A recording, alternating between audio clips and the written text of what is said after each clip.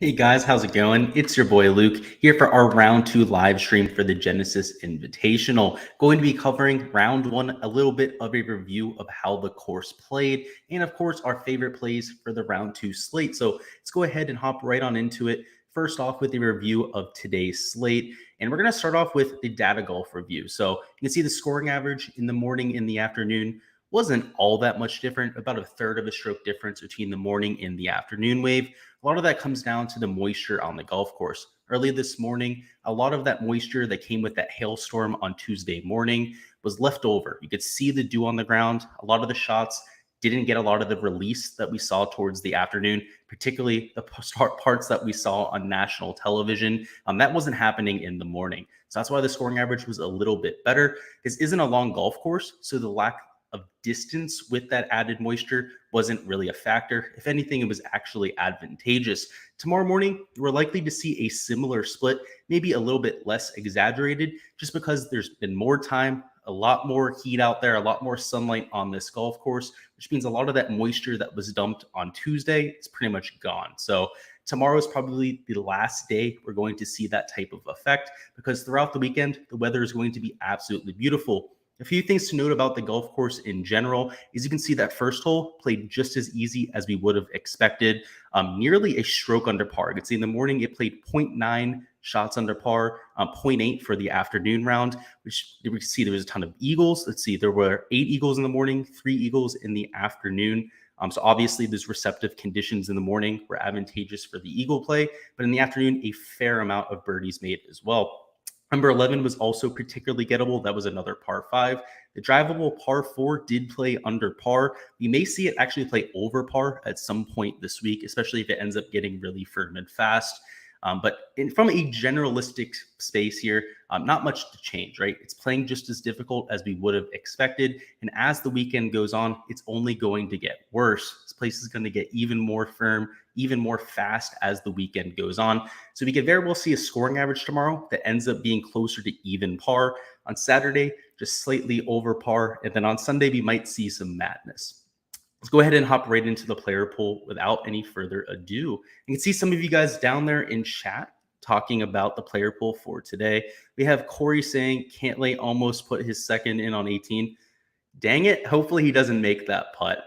He's going to be like 1 under par, something like that. Not like it's going to make a huge difference, but yeah, I'm not a huge Patrick Cantlay fan. And Continental says, except Newman wants it to be over. Hey, he might want it to be over tomorrow, right? We're going to talk about it a little bit. If he gets out of position tomorrow, he could easily shoot 2, 3, 4 over par. Or like Taylor Gooch did, shoot 6 over par, right? That's completely in the cards. Yeah, we'll talk about that. This golf tournament is going to get very dicey, very interesting as the weekend goes on. In terms of the player pool, though, the players that I was targeting to start the week, we can look at the key stats. It's guys that have a well-rounded game, not guys that are just good with the approach play, that can also get themselves up and down. Distance is surely a factor at this golf course year in and year out. You can see that I have experience at majors. The shots gained majors number down here also as an important factor. Anytime we get these firm and fast conditions, players that have experience playing under those type of circumstances are going to definitely have an advantage. Whether it's because they've been on tour for 15 to 20 years or because they just have a skill set that fits that type of play. Like a Will Zalatoris, for example, right? He came out of the blocks. He's looked good at the U.S. Open. He's also looked good at the Masters. It's not like he has experience under those conditions. It's just his game fits that. So that's why I'm looking at the shots gained majors right there. And at the top of the board, I'm going right back to Jon Rahm. I mean, the guy could not buy a putt today. From tee to green was exactly what we were expecting. In fact, lost strokes on the greens today. And that was displayed a little bit of a run towards the end of his round. Ended up almost finishing on 3 straight birdies. Missed that last birdie for the Snowman by an inch on the right. And overall, I expect him to continue that type of momentum that he found towards the end of his round and parlay it into a really solid round. Now, if he takes those 2 strokes that he lost putting, it even just putts to a neutral rate today. He's posting 4 or 5 under par and is up there in the top 3 of this golf tournament. That's the type of ball striking day that he had. And it's not like that's an outlier from Jon Rahm. I mean, we outlined it at the beginning of the week. He's getting over a stroke per round off the tee and on approach. And that's over his last 50 measured rounds, which is a very sizable sample size. There's no reason to avoid him for the next round, right? If anything, we're even more excited about playing him because of that ball striking that we saw. And at some point, that putter is going to flip. I mean, historically, he's just one of the best putters on the PGA Tour, particularly on the Poa Anua surface. Makes him a great play. Patrick Cantlay, not somebody I'm particularly excited about using the ball striking, I guess, except for that shot on 18 where he nearly holed out. Hasn't looked very good, right? He's been a little bit squirrely. He's had to get up and down quite a bit. That was also the case at the Waste Management Open. The only reason he almost won that golf tournament is he gained over 6 strokes putting. That's not going to be something that wins you here at Riviera. It's not something that's going to win you the Genesis Invitational. This is a golf tournament where you have to have the ball striking. That's not an if, it's a prerequisite. If you're not going to go out there and gain with the ball striking, you're not even going to finish in the top 10. You see that year in and year out. Every single player in the last 5 years of this golf tournament has gained in ball striking that's finished in the top 10. And sometimes trends can be a little bit misleading when it's a massive sample size like that for over 5 years. I'm willing to put a lot of credence behind that. So Patrick Cantlay, the fact that he struggled in round one is a reason to fade him. I mean, we were already fading him going into the week with some of the concerns about the putter to begin with. Justin Thomas made 5 birdies today. He also made an eagle, but still only shot 4 under par. So it could have been a lot better. He gave away a ton of strokes to the field. What we saw by the eye test was great ball striking. I mean, the guy was completely in control of his irons. Off the tee, he hit a lot more fairways than he has over these last few weeks. And that's really why he put up so many birdies. When he's putting himself in the short grass, giving himself a chance to attack pins, that's when he's his best. At the Waste Management Phoenix Open, because he was so wild off of the tee, he was playing defense to some of these really undulated greens, and he wasn't able to take advantage. So I like the fact that his driver has really pulled around. The price tag at $9,500 is just out of this world, right? I don't quite understand why he's priced there. He's almost a whole $1,000 cheaper than Jon Rahm. I mean, you can take Justin Thomas, you can pair him with a Rory McIlroy, a Dustin Johnson, who we'll talk about here in a second. I absolutely love for Friday, and make a lineup with all 3 of them, and you're still going to have a good amount of salary. You're not going to have to go into that low 6K range. So I absolutely love the pricing board. And then you have guys down here like Cameron Smith, for example, that got priced up over $900, right? So it's a little bit wacky what they did with the pricing algorithm here, but I'm not going to complain. We're going to be able to make some pretty dope lineups for tomorrow. Let's go ahead and talk about some of the comments down in chat. Let's go ahead and catch up on them. Corey says, just so you know, it's Slippery from the Discord. I figured that. And what's the Discord that you speak of? You know the Discord, man. You're in there. And Dropping Birdie says, dude, I'm done with Rahm. He can't putt shit. Dude, this is when he goes out there and he gains 3 strokes putting and he shoots like 8 under par. I'll just say tread with caution, man. That's all I'll say with that, man, is that's usually what happens is when you give up on somebody like a Jon Rahm, that's when he goes out there and he shoots 3 or 4 strokes gain putting, shoots 8 under par, 62 or something like that. I'm not going to have the stones to fade him. I think that big round is coming sometime soon. The fact that we're pissed off about Jon Rahm right now and he shot 2 under par today should pretty much tell you everything you need to know about how good of a player he is. 2 under par, we'd be thrilled about with anyone else in the field. Nobody's mad about Xander Schauffele shooting 2 under par today.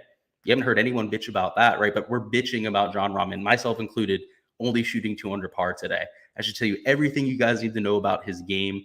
And to me, that really just solidifies him as a great play on this slate, right? Again, if we're mad when he shoots 2 under par, we're going to be pretty averagely happy when he shoots 4 or 5, right? And that's going to be one of the best rounds of the slate tomorrow. So that's why I like going to him a whole lot. He's also going to be relatively low owned, right? That sentiment's out there. He can't make shit. He can't putt crap.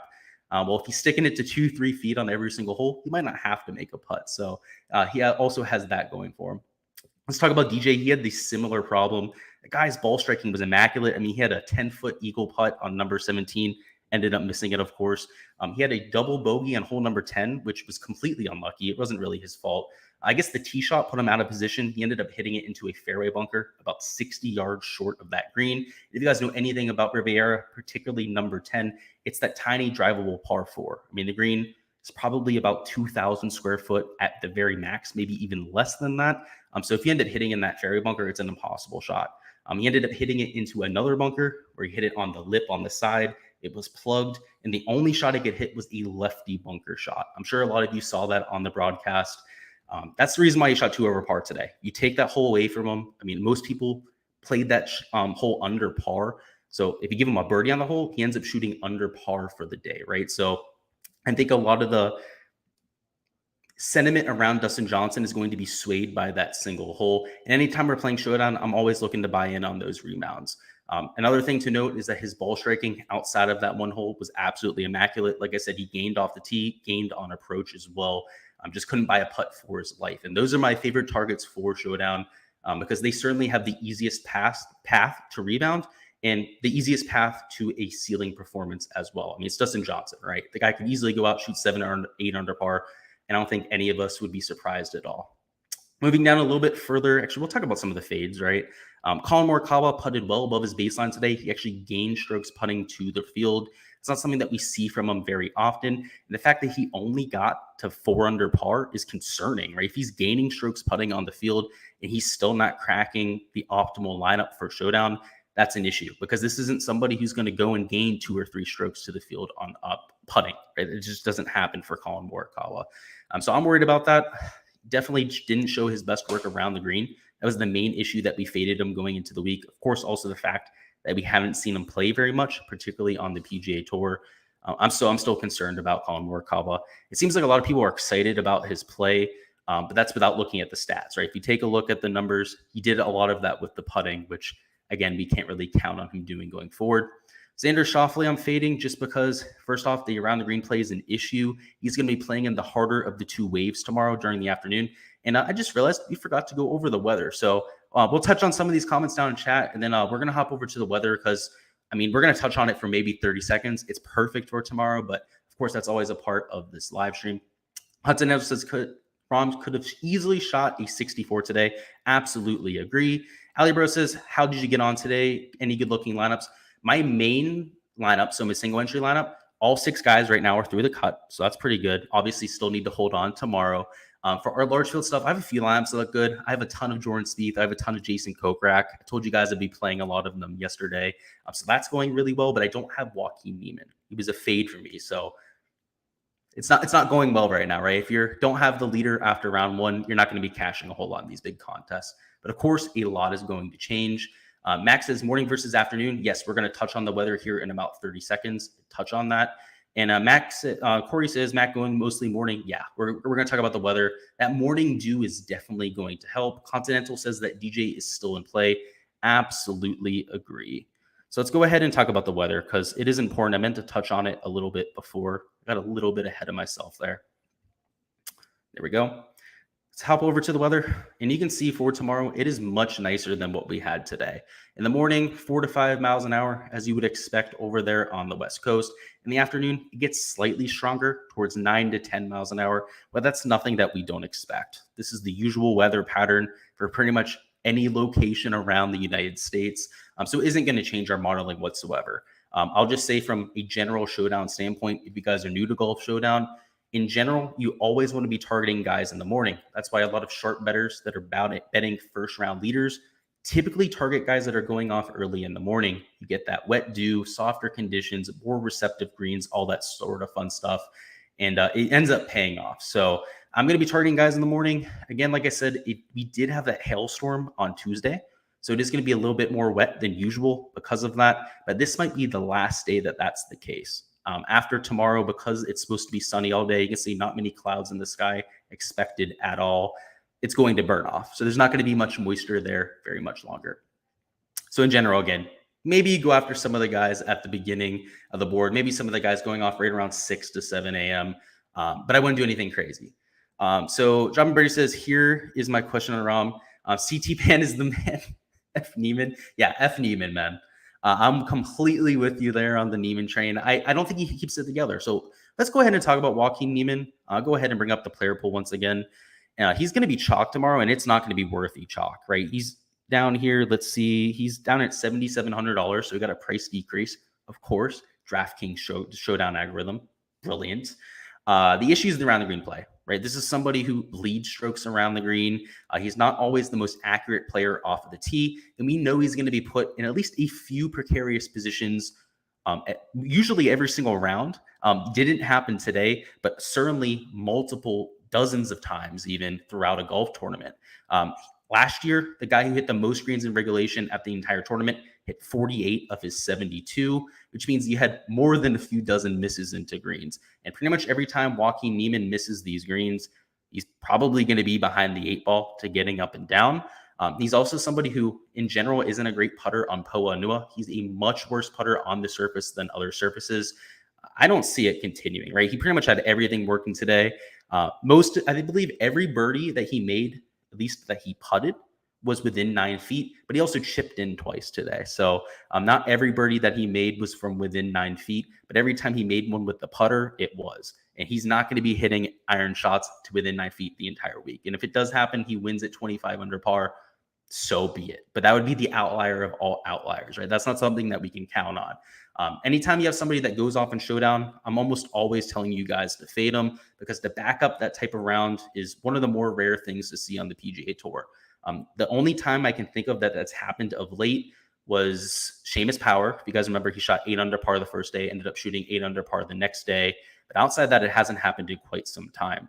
So usually when this happens, you can definitely count on the guy not having a very good round. And that's my take on Joaquin Niemann. I especially hope that happens, because I did not play him. We have a question down here about the cut line. Ali Bro says projected cut. I'm going to say 1 under par. But granted, if the wind gets a little bit stronger in the afternoon than we expect, you might see even par. I'd at least give that a little bit credence, but I don't see it going to 2 under par, and I don't see it going to over par. It's either going to be 1 under, it's going to be even par. I would definitely say it's about a 60% chance that it's 1 under par, maybe 40% chance even. I mean, in the afternoon today, we saw it play over par for quite some time. So again, if it gets firm and fast tomorrow, if it ends up being about a quarter stroke difference, it might end up going up to even, but we'll have to see, man. It's a close call there. And I knew you weren't angry dropping birdies, by the way. There were people that messaged me on YouTube, though, that were certainly angry, though. So I wasn't referring to you.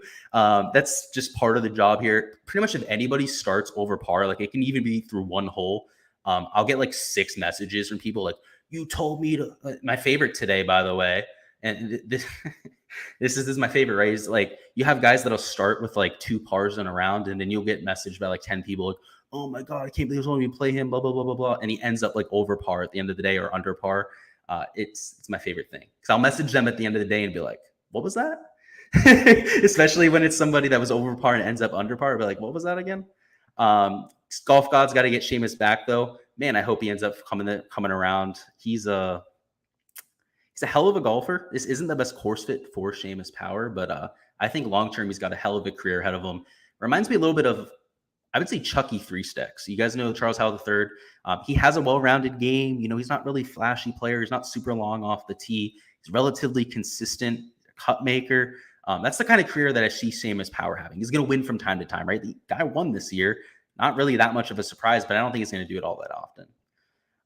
Sam Ergel says, Gooch killed me this week. Hey, you never know. He could pull a Niemann tomorrow and make the cut for you. I mean, if it's going to be an even par cut, I don't want to say it's impossible, but yeah, man, I actually ended up telling a lot of people in the Discord to fade Taylor Gooch. So this morning when the Fitzpatrick news came out, particularly because it was so late up to lock, it was a no-brainer that Taylor Gooch was going to be the chalk of the chalk because he was $100 cheaper than Matt Fitzpatrick. It was the easiest swap to make. If you go into DraftKings and you hit swap player, it's the first guy to come up. And every time that happens, you see like a 10 to 15% increase in a guy's ownership, or at least like 80% of the guy's ownership above him will go to that guy below him. And that's what we saw today.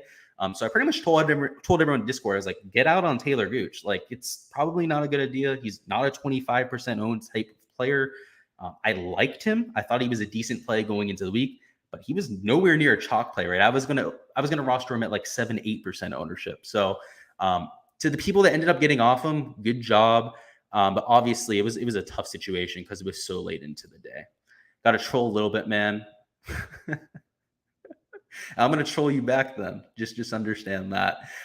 Tom says, you like Rory and DJ tomorrow in the same lineup? Absolutely. We're going to talk a little bit about strategy at the end, but I like trying to take at least 3 of the guys in the 9K range. And Dropping Birdie says, I'm at 16th in one of the tournaments, but F Neiman and Go Pen. Gooch had one of the runs too. Yeah, hopefully Neiman just like falls off the board tomorrow, shoots like 7 over par. Wouldn't hate it. Goes full Keegan even, right? Shoot 10 over par. Shoot an 82 tomorrow. Like, that rookie, the amateur did or whatever. We can have that happen. I love it. And Kokrak, yeah, we're going to talk about Kokrak. I I had a feeling, guys. I told you about it yesterday. I had a feeling about Kokrak, and that definitely came through. Sam Ergel, so that's part of the Patreon. So if you join the Patreon, there's a link on there, and that's how you join the Discord. Yeah. All right, let's hop into it. So let's go a little bit further down the board. We skipped around a little bit. Rory McIlroy didn't really talk about. I love him for tomorrow. Loved him going into the week. He was a core pick for us. He's highly volatile. He's always going to be an aggressive player. And if anything, Rory McIlroy usually gets out to really slow starts. I mean, last year in 2021, it became pretty much a meme that he'd go out there, shoot 2-3 over par in the first round, and then by Sunday, be in the top 5. And if he's going to go out there and start 2 under par, hell, that means his ceiling tomorrow might be 7 or 8 under par, right? If he turns around like he typically does. So I like what we saw today. The ball striking looked there. I mean, we saw that in the fall. He looked excellent over there in Saudi Arabia. Like the price tag too. He's only $9,400. I think he could do a whole lot worse.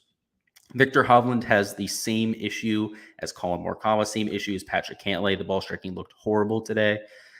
Cameron Smith could not make a putt, which isn't something that we typically say about Cameron Smith. He had multiple misses from within 6 feet, which he's gone tournaments before without missing from 6 feet. So that was definitely notable. He's expensive, so I also expect him to be a little bit lower owned than he should be. If you're looking for a leverage play up top, I mean, he's more expensive than JT, DJ, Rory McIlroy, all these guys that are clearly better plays, right? But this 15%, 15.6% right here, it might actually be a little bit aggressive. He might come in a little bit below that. Wouldn't be surprised if it was closer to 12 or 13%. So if you're looking to get a little bit of leverage, much like a Dustin Johnson, right? A lot of people are going to be avoiding him because of the round that he had today. Those would probably be the low-owned options up top to go to. So if you're looking to play some of the chalk down low, perhaps like a Joaquin Niemann, he's only $7,700. That might be the way to go ahead and do that. A couple other people hopped in on chat. Tom says DJ will go 6 under tomorrow. I sure hope so. Corey Graves says props to you. You got me on Kokrak. Glad that you hopped on Kokrak, man. He's we're going to talk about him here in a bit, but he could win this golf tournament. And Money Badger says, what is going on? JT missed a couple close ones too. Yeah, that's a couple of them were for par as well. He had he had 5 birdies, 1 eagle, something like that. Yeah, he could have easily shot a 64 today, and it wouldn't have surprised me. All right, moving on with the player poll. Again, I'll remind you, if there's anybody you want a deep dive on that I've skipped going through the video, do not be shy at all to let me know down in the chat, and I'll go back and cover it. Will Zalatoris, his ball striking was good today. He couldn't buy a putt. He had multiple misses from within 5 to 6 feet, which for Will Zalatoris, that is going to be a regular. I mean, the guy is just a complete shit show with the putter. The closer to the hole that Will Zalatoris gets, the worse the putting stroke looks. And typically it's the opposite, right? When you're hitting those 2 to 3 footers, you can be free motion. You don't really think about your stroke too much. You just go out there and you tap it in the hole. At least for me, that's how I know my putting is. I know a lot of you out there probably have that same experience. For Will Zalatoris, it cannot be the more opposite. The closer it gets to the hole, the worse he gets. He has the yips. There's no other way to explain it. And unfortunately for him, I'll say, is he's one of the best ball strikers in the world. So even when he has the yips, he's still a lot better than a PGA Tour average player. So I'll have him. Will Zalatoris is also no stranger to going out shooting 7 or 8 under par. When he gains with the flat stick, he usually gains 2 to 3 strokes in a round. And when he does that is when he has his ceiling rounds. So I'm always willing to use him in Showdown. We're using him in a 4-round stuff as well. So I do like him there. Sam Burns at $8,600. He looked really good today as well. The one part of his game that concerns me is the around the green play. So if he ends up getting a little bit offline, ends up missing a few more greens than he should, could certainly post a really high round. So I don't think he's somebody you want to be using in Showdown. In cash lineups, right? He's not a safe play. Certainly has a wide range of outcomes. But if you're in those GPP type of contests where you don't really care, quite frankly, if somebody goes out and has a dud performance, he's your guy. Because if he captures that upside, he's going to go out there and have a huge day. Sunji M showed a little bit of the rust today that I was talking about going into the week. So I'm not willing to go back there. Bubba Watson is just not worth the price tag. He's $8,300, which probably doesn't seem all that bad. But when you compare guys like an Adam Scott, Max Homa, Mark Leishman, even obviously a Joaquin Niemann or a Russell Henley, he should be priced well below them, right? Probably towards $7,300 to $7,500 at the very most. So he's still overpriced to me, still somebody that I'm looking to fade. Tony Finau looks like he turned it around. I mean, he was playing in the morning, certainly the easier of the 2 waves, but still shot 2 under par. He made 4 birdies on the day. He's historically a great putter on Poa Anua. Again, if we look at the recent metrics for Tony Finau, you'll see why he was lower priced than he should be, also why he was low owned. The numbers aren't really jumping off the book. Usually he's gaining close to half a stroke gained per round on approach. Usually it's a lot more than 0.2 shots gained per round off the tee. But today he showed much better play than that. So hopefully he can sustain that going forward, because if he can, he's going to have a very big weekend. Max Homa looked like a machine today. I think there's something to say that, he has that confidence on this golf course. He obviously has a good course fit, good course history here. I just think he's going to be a lot more chalky than he should be. I mean, in terms of ceiling performances, he probably put up his ceiling today, and that was 5 under par. And as all ceiling performances, it's really hard to go out there and back that up. So he's not somebody I'm actively looking to get ownership to. Adam Scott missed a ton of putts today at $8,200. He makes a whole lot of sense. Obviously, a core pick for us going into the week. Taylor Gooch, don't play him. I mean, guys, like there's a difference between somebody kind of playing bad, like a Dustin Johnson, for example, that shot over par, but he really shouldn't have. Taylor Gooch fully deserved to shoot over par today. He was absolute dog shit. There's no other way to put that. Mark Leishman at $8,000. He makes quite a bit of sense. He's a great putter. Has had a ton of success at this golf course. Russell Henley, I would have expected him to have a much better day than he did. In fact, at one point, he was 4 over par. Had a very solid end to his day, ended up finishing at 1 over par. I see him making the cut. I see him going out there and having a pretty solid day tomorrow to go out and have that rebound. So I will be using him in Showdown. Joaquin Niemann, we already talked about how, first off, we're all hoping that he goes out and he kind of collapses on the weekend, but also a lot of the stats point to it. He was putting well above his baseline today. The ball striking is just at an unsustainable level. I mean, he's a good ball striker, but he's not elite ball striker. So we're going to see at least a little bit of regression for Waco. I like the guy. He's somebody who I was buying early and often when he got into the PGA Tour. I hit him where his win at the Greenbrier, where like no one else ended up hitting him there. So I have a lot of affinity for the guy, but not somebody I'm going to be playing for tomorrow. Abraham Answer had a dog shit day until his last 4 holes, where he finished with 4 straight birdies. So I think there's a little bit of momentum there. I usually like targeting guys that end the day on a positive note, much like a John Rahm, who also finished with 2 out of 3 holes being a birdie. So that's something to keep an eye on. He's not going to be in my player pool just because I hate the fact that he's short off the tee. To me, that's almost equates to limited upside, right? When somebody's not a bomber, they're just not as high a birdie better percentage. They're not as high of an eagle rate. And in Showdown, particularly at a course like Riviera, where there are a lot of eagles out there, I like targeting the bombers. Let's catch up on some chat, because it looks like quite a few people down there have commented. Continental says Finau does look interesting. Yeah, the ball striking was really solid today. Tom has a lineup to go over, so I'll take a look at it real quick. It looks pretty solid to me. The only guy I don't like is Patrick Rogers, and it's not like I hate him. Back off my M. I know you liked him this week, man. Sorry about that. Yeah, I just think he's a little bit rusty. The guy doesn't take breaks. So the fact that he took a break was a little bit weird to me. That's why I didn't play him. I was like, why is this guy taking time off? He never does that. And Caden says, I thought Wise looked good today. New putter looked comfortable. Just had a few tee shots that cost him. So one thing I want to say, Caden, is that the announcers keep saying that that's a new putter. But it's not. He's been using that for like 3 months now. That's like a pet peeve of mine, is like when the PGA Tour live broadcasters don't know what they're talking about and they're getting paid to talk about golf every single day. Kind of makes me mad, especially because like then that misinformation gets spread to like all of you guys. He's been using that putter for like 3 months. But yeah, that's why you guys saw the shots gained metrics for him, where he was actually gaining over his last 24 measured rounds. That's why, because he actually changed to this putter. And if they looked at any type of stats, those announcers, they would have known that. Again, I have my issues with those announcers. They get paid all that money to not know anything about golf. I mean, the only thing that they can say they know about golf is that they've actually played golf. But from an analysis standpoint, they're brain dead. Literally every single one of them, especially Nick Faldo. He's probably the worst. Jason Kokrak at $7,300. We talked about him going into the week. He makes a lot of sense. He's good at these short golf courses, even though he's a bomber. He won at Colonial. He's won at the Valero. He won at the Houston Open. All of those golf courses, more plotter golf courses. So that's the weird enigma that is Jason Kokrak, is that he's a bomber, but you don't play him at bomber golf courses. Kevin Na can win at any golf course. It doesn't really matter the venue. He started off excellent today. Ended up faltering down the stretch. In fact, at one point, he was 3 over par, but also battled back towards the end to get it to 1 over par. So I like the end. I like the momentum that he showed at the end of his round. Paul Casey had a rough start to his round, but also got it to 3 under par by the end of his day.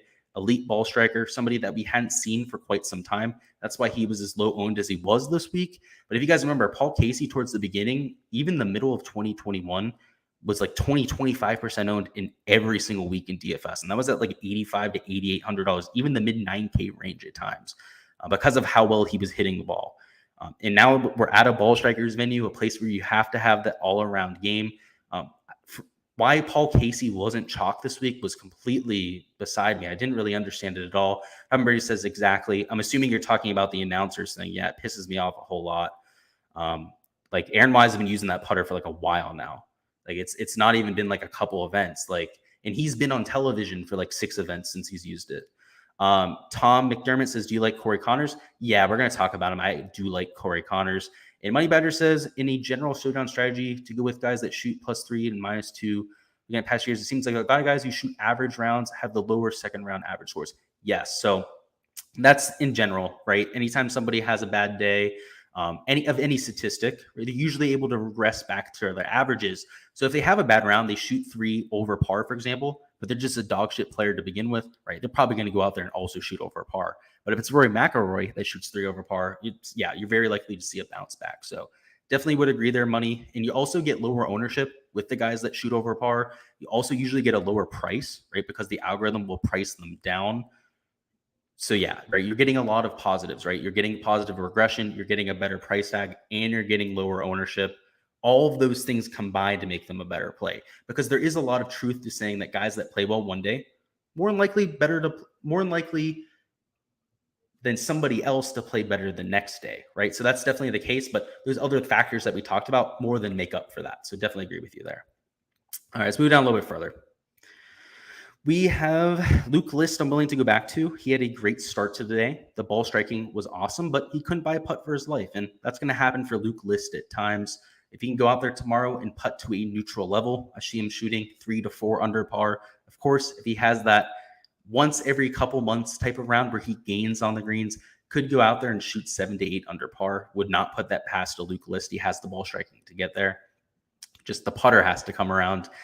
Thomas Pieters, I don't want to say he's a full fade, right? So I'm going to change him to a blank here, just because the ball striking was decent today. He also couldn't buy a putt for his life.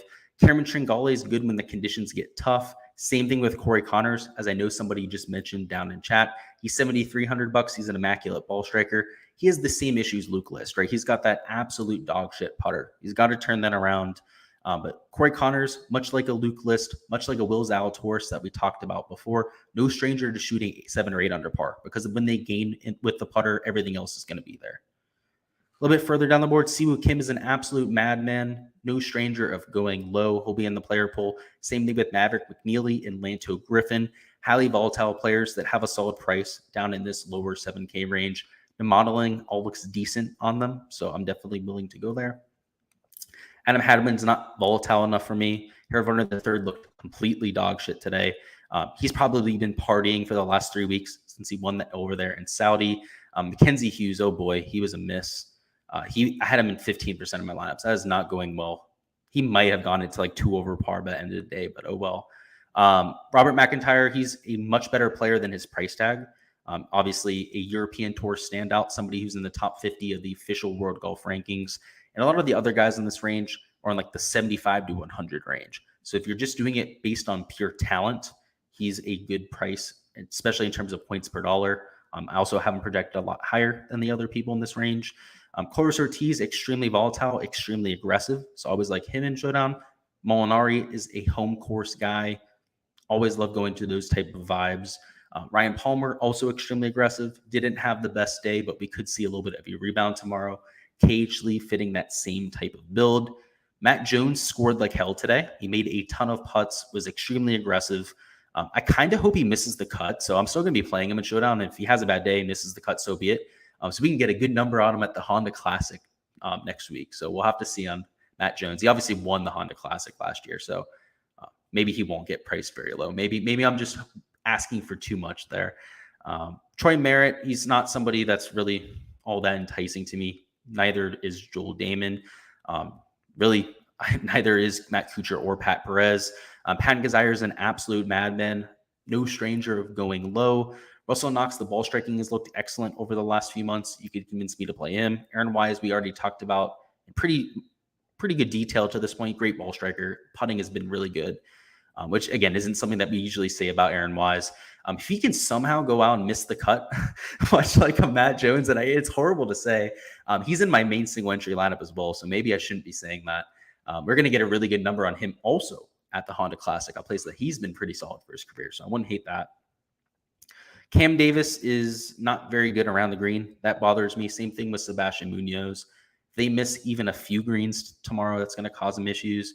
Brendan Grace is really solid at these hard golf courses, particularly when the greens get firm and fast. Charlie Hoffman, I refuse to play. Go to the Saudi League, you bastard. Mito Pereira at $7,000. Same thing with Ricky Fowler. You could argue that they're overpriced, certainly from where they were to start the week. They were at $6,600. But both of them do have upside, particularly Ricky Fowler, if he can find a way to make a putt, because the guy is pretty solid with the ball striking today.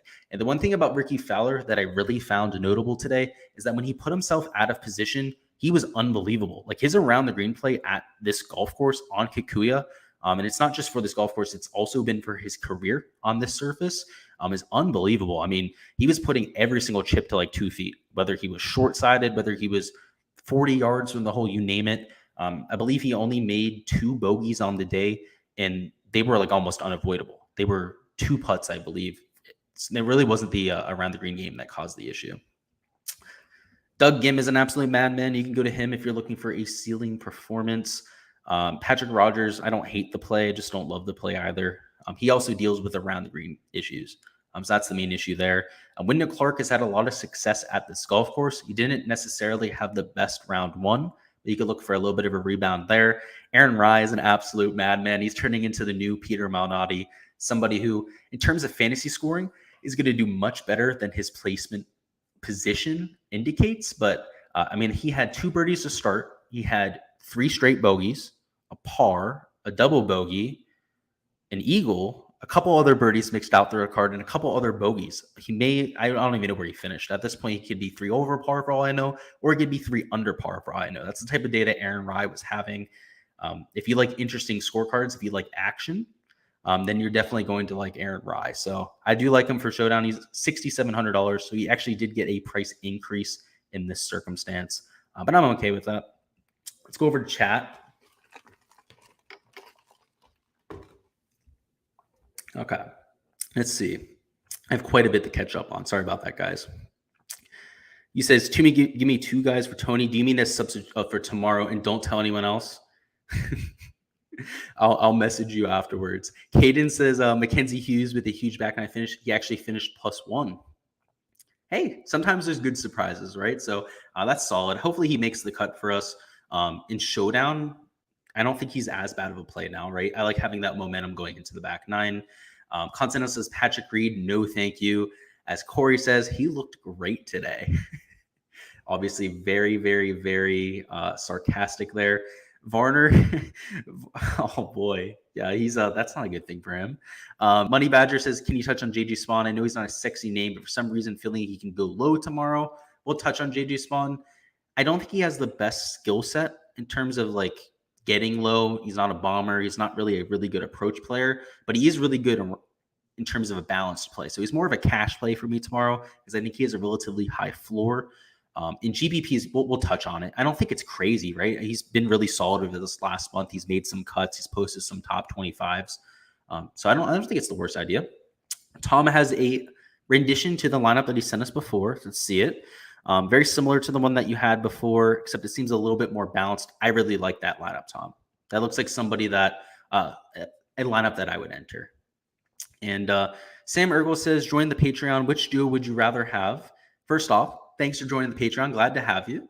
If you have any trouble joining the Discord, if you have any questions, go ahead and just let me know, of course. And which duo would you rather have? Pan and Burns or Noah or Na and Connors?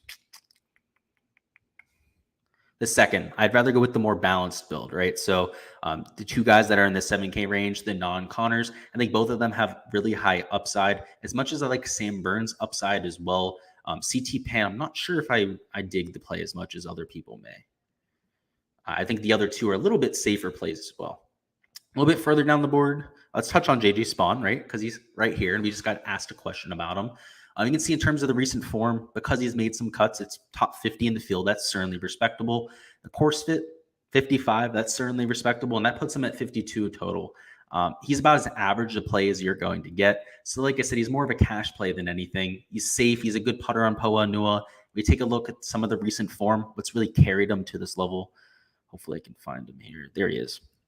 You can see he's hardly gaining on approach. He's gaining off the tee. Solid around the green, right? That's why I said he has a high floor. He has a really well-rounded game, not somebody who's going to bleed strokes in one category. Yeah, man, the more and more I look at JJ Spawn, it just screams cash play to me. It screams 2 under to me tomorrow, which in cash would be great. GPP's not so much. JT Poston's a high upside putter. He's played well at this golf course in the past. You could do a whole lot worse than him. Taylor Pendrith looked pretty solid today. If he can go out there and hit his irons, he could post something low. He's always solid around the green, always very solid on the greens. This number on Poa Nua is extremely misleading. It's a small sample size. A little bit further down the board, Dylan Fratelli had a really solid first round. I think he'll be a little bit more popular than he should be. You can see he's pretty significantly higher owned than the other guys in this range. But he's also somebody that fits this golf course to a T. He's very solid around the green, also a bomber. And the issue is the approach play, right? He's not a very solid approach player, but everybody's missing greens at this golf course because it's so firm and fast. These are some of the trickiest greens on the PGA Tour. If everybody's going to be missing greens, that's when Dylan Fratelli plays well. Harry Higgs is a very well-rounded player, solid price tag on him. He had a horrible round today, so nobody's going to be playing him. He'll be a good leverage play down low. A little bit further down the board, you have Adam Long, who had a very solid day ball striking. He nearly holed out for one of his eagles. $6,100. Cannot find anyone cheaper. I do have CT Pan in my player pool. I just don't love the play. $6,200. Again, I'd rather play an Adam Long, to be honest with you, right? He's cheaper. So I'd rather take the $100, go to somebody like an Adam Long instead. Or actually, I'd rather even play Brendan Hagee at $6,200. He's extremely aggressive, high birdie or better percentage. And he's shown up at hard golf courses. Last year, the first round of the Honda Classic, he was I believe in second place after round one. Matt Jones shot 8 under par, and he shot 7 under par. And PGA National is the most difficult golf course on the regular PGA Tour schedule. So outside of majors, it's the most difficult venue that we see every single year. And he took that place low. So could certainly take a course like Riviera low as well. Hank Libiota was making every putt today. Sometimes Hank just does that. And you want to catch him because he usually gets hot with the putter. If we take a look at the last 24 measured rounds, I just want to show you what I'm talking about here. Libiota's putter, where you can see he's getting a third of a stroke per round, which pretty decent, right? A third of a stroke per round seems like that'd be pretty good for Libiota. Except when we take a look at the last 50 measured rounds. Take a look at this shit. This is almost just unbelievable at this point. 0.72 shots gained putting per round. That's because in the middle of 2021, he went on about a 10-event stretch where he was gaining 1.6 shots gained putting per round. In round one, you guessed it, he gained over 3.5 shots gained putting per round. When Libiota figures out how to putt the ball, he does it for a long time. It isn't something that just like comes and goes for Libiota. It's something that he does in bunches, right? You can see he's one of the best putters in the field. Lee, this guy, we have like 2 rounds on him. So disregard the 0.96 right there, right? We have an actual sample size on Hank Libiota, and he's just an absolute stud putter when he gets it rolling. And he definitely had it rolling in round one. Kevin Tway makes a good amount of sense at $6,200. You can see if we take a look at the last 50 measured rounds, he's also a significant gainer at 0.48 shots gained per round on the greens. He had the ball striking working today. He's relatively long off of the tee, but much like a Brendan Hagee, he doesn't hit many greens, right? He deals with the issues with the approach play, but the beauty of Riviera is everybody's missing those greens. So guys like a Kevin Tway can kind of get away with that, right? You know, there's really 2 ways to do it here at the Genesis. It's never miss any greens, never put yourself in any trouble, and just score. That's what Joaquin Niemann did today. If Victor Hovland was going to have success at this golf course, that would be the only way he could do so, is to run away and win this golf tournament. That's the only way that Joaquin Niemann really wins this golf tournament, is if he runs away and wins this golf tournament by 4 or 5 strokes. Kevin Tway, on the other hand, is the other archetype, right? It's be really good around the green, be a really solid putter, be really long off of the tee. So when you miss greens, and you're going to miss a ton of greens when you're that type of player, you can make up for it. So those are the 2 archetypes that we're looking at. We'll catch up on chat, and then we're going to go ahead and talk a little bit of strategy. So down in the chat, we have Tom saying, what do you get if you join the Patreon? See these projections on the screen? You get access to these. I post my projections every single day for Showdown. Of course, for the 4-round stuff, I'm updating it throughout the week. So you get ownership, all that type of stuff. Seriously, what do you think about Pan? I don't hate him, as I said. I know you posted that before. I ended up going over him. I just don't love the play, right? He's kind of like a JJ Spawn to me, except he's a lot cheaper than JJ Spawn. Just very average play.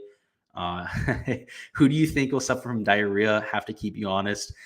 Maybe John Rahm, right? He had the issue over there at the Fortinet where he was running to the Porta-John every other hole. MD says, how bad is Patrick Reed at golf? 1 in 10 when he can't cheat. Yeah, exactly. He's Patrick Cheat for a reason. I told you guys, I don't particularly like the guy. And you need someone like me on your stream? Hey, I'll have you on as a guest. Just hit me up, man. I'm always willing to have people on as a guest, especially somebody like you that first off knows their shit. And I know it'd be a good time. So let's go ahead and talk about some strategy though. So like I said before, we have really soft pricing. I mean, even for Showdown, this is soft. I mean, to have all these guys that were right around $10,000, a good $500, $600 cheaper. I mean, the only exception here, of course, is Cameron Smith. You saw a price increase. Brooks Koepka is only $8,400. Jordan Spieth, who's in second place, is $8,500. I mean, you can pretty much take whoever you want, right? So we're going to have to narrow down our player pool, kind of pick and choose our spots here. But we can take as many of them in the same lineup as we want. I mean, ideally, 3 of them in the same lineup. If you want to be a little bit more balanced, take 2 of them in this 9K range. Still like John Rahm for tomorrow, but my preferred plays are going to be a Justin Thomas. Really do like Dustin Johnson. As I've already talked about, we really like Rory McIlroy. Cameron Smith, if you're looking for leverage, he'd be the one guy I'd take as a low-owned option. But if you're only playing a few lineups, like 2 to 3 Showdown lineups for tomorrow, I would really hunker down your ownership on these 3, right? The $9,500 Justin Thomas, $9,600 Dustin Johnson, or Rory McIlroy. I think all of them are really solid options, really high upside plays as well. So if you're playing a relatively constricted player pool, those would be my main 3 options. If you're playing 150 lineups or something in the range of like 20 to 75 lineups, that's when you start mixing in the John Rahms of the world or the Cameron Smiths of the world. Moving down a little bit further on the board, I mean, a lot of this 8K range is going to be an unfortunate opportunity cost situation here where I'm not ending up playing them unless I'm going with that balanced type of build. So again, unless you're playing in some of these super large field tournaments, where you're taking 50 to 75 lineups, a lot more than just 3 to 4, that kind of thing, you're probably not getting access to a Wills Outdoors, a Sam Burns, that type of thing, right? They're highly volatile plays, but not plays that you can really make core plays. They have a really low floor. So those are the type of plays that you're talking about there. Adam Scott, Max Homa, Tony Finau. In that same circumstance, maybe except for Tony Finau, right? Because you're getting in the 7K range with a Tony Finau. You might be able to squeeze in Tony if you take 3 of those guys up top. Where you're really going to be living when you take that type of build is in the 7K range. A lot of these guys also got priced down, particularly towards the bottom of this range. There's guys like a Robert McIntyre that I really like at $6,700. Of course, we talked about a few of the other plays I like a Maverick McNeely, Siwoo Kim, who's extremely volatile. You're going to be able to round out your lineup with a lot of really solid plays here in the 7K range. So just give me an idea of what I'm talking about. We're going to go over here and make a few lineups together. So let me go ahead and share my screen. There we go. And how much is afternoon versus morning on Showdown stress? You're the man. Yeah, we'll talk about it. So because the weather tomorrow is about as average as we get, 4 to 5 miles an hour in the morning and 9 to 10 miles an hour in the afternoon, it's going to be about a quarter of a stroke difference, very similar to what we saw today, which means that you might want to slightly favor the guys in the morning, but you shouldn't be only playing guys in the morning, right? Because Joaquin Niemann, for example, in the harder conditions in the afternoon, still went out there and had a really solid round. I mean, 3 strokes ahead of the rest of the field ain't too shabby. Yeah, I mean, in terms of the projections, it's not really going to change much for me. That's how I'm handling it. To be quite honest with you, it's not really impacting much at all. I think that if you look a little bit too much into it, if you start to make adjustments that might be a little bit too much, that's when you start to get in trouble with DFS. For example, though, if you had like 15 to 20 miles an hour winds in the afternoon, of course we'd be targeting the guys in the morning. But I'm not sure it's going to be a massive difference, right? It's going to be like a quarter of a stroke difference. So if you're playing 150 lineups, sure, you might want to have like 60% of your players playing in the morning, 40% of them playing in the afternoon. But if you're only playing 2 to 3 lineups, I really wouldn't make it a big part of your process. It's more from a large sample size type of aspect where that type of stuff starts to matter, especially if you're playing one lineup. If you're just playing one lineup for tomorrow, I wouldn't worry about it at all. Okay, let's go ahead and talk about lineup construction. We're going to go ahead and make a GPP lineup to start. I'll remind you, if you have any questions or players that I didn't touch on that you want me to go back and touch on, just let me know down in the chat, and I'll do so after we do this strategy talk. So for the GPP lineup, like I said before, I love living in the 6K, I just call it the 6K range.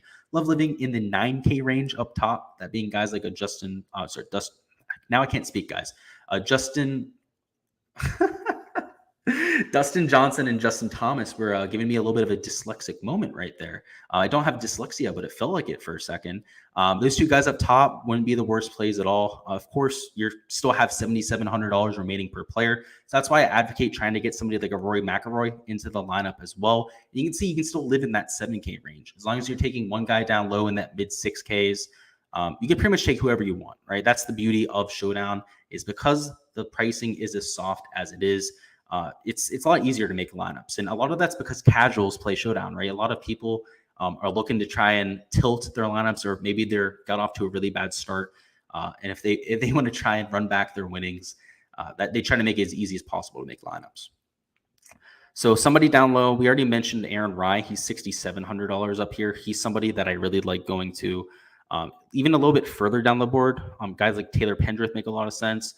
I mentioned JT Poston as a high upside option, but if we really want to get creative here, we can go down to somebody like Brendan Hagee, who's going to be sub 1% owned. So by taking somebody like a Brendan Hagee, even though we're taking 3 guys up here, even that might be 15 to 20% owned, he's going to make our lineup almost unique on its own. And also gives us a ton of salary room. Now we can maybe even take a Tony Finau. I know I mentioned him before at $7,900. I really liked what we saw on day one. By taking a Brendan Hagee, it gives us access to somebody like a Tony. Rounding out our lineup here, I think Luke List makes a lot of sense. Again, if we see a little bit of a rebound with that putter, could end up having a really solid day. So even though we do have maybe even 4 or 5 chalky plays in this lineup, depending on Tony Finau's ownership for tomorrow, I still expect Luke List to get a fair amount of ownership. You can expect this to be unique because of Brendan Hagee, right? Because you're getting somebody that's 0.1, 0.2% owned. That's pretty much all you have to do to differentiate yourself. See if there's any questions down in chat. Yeah, we do have a question here. Caden says, how do you feel about this lineup? So it's Rahm, DJ Leishman. So I like the fact that you spent up top. Rahm is going to be lower owned than a lot of those other plays. And you also have Fowler in that lineup. So you're certainly going to be unique there. I'm assuming that's for a large field tournament, and I really like that a lot. So Caden, that is a very solid GPP lineup. In cash, I'll just say this in case it's a cash lineup. If it's a cash, I don't like it just because of Fowler. Because Fowler is a little bit volatile, right? We don't really know what to expect. I hope he makes the cut because he's in my large field single entry contest.